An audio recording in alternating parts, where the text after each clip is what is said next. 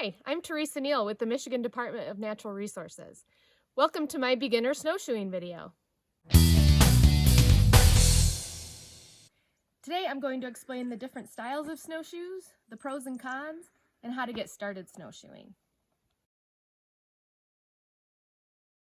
Here we have two different styles of snowshoes, the aluminum and the traditional wooden snowshoes.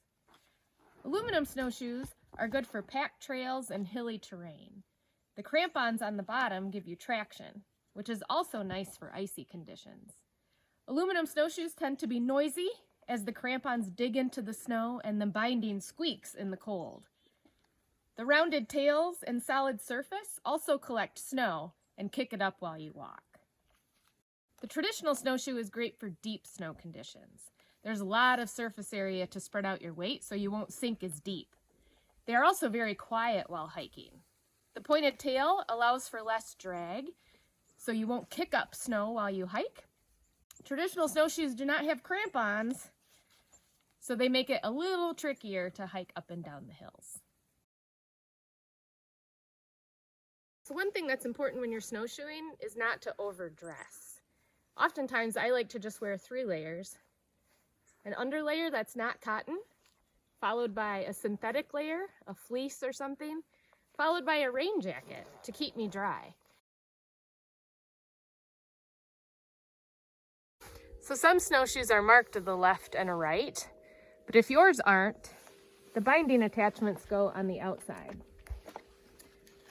So when you want to put your snowshoe on, you want the ball of your foot to be right here where the snowshoe bends.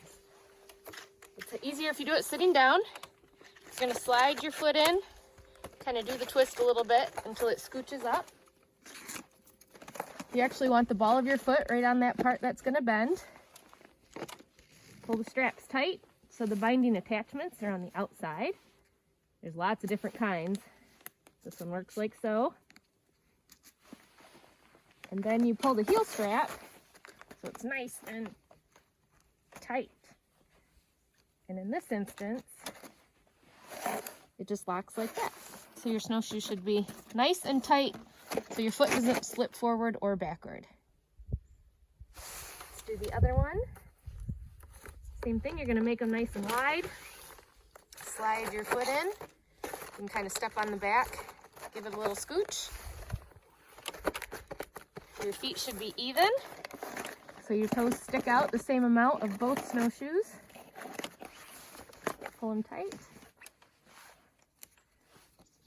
Tuck in the straps if you want. Pull the back one tight. And you're ready to go. While snowshoeing, you will have to lift your knees a bit more than when you walk. Think of it more like a march with high knees. Do not drag your feet, especially if wearing snowshoes with crampons. So let's say you're snowshoeing and you trip and fall. Ah! After you're done laughing, what you should do is get your snowshoes pointed in the same direction. Go forward. Have someone help you if you can. And then stand back up. Now sometimes you might have to grab a tree, use your ski pole. But again, if you fall, snowshoes in the right direction, and then work your way back up. Grab a friend and head outside to enjoy a winter on snowshoes.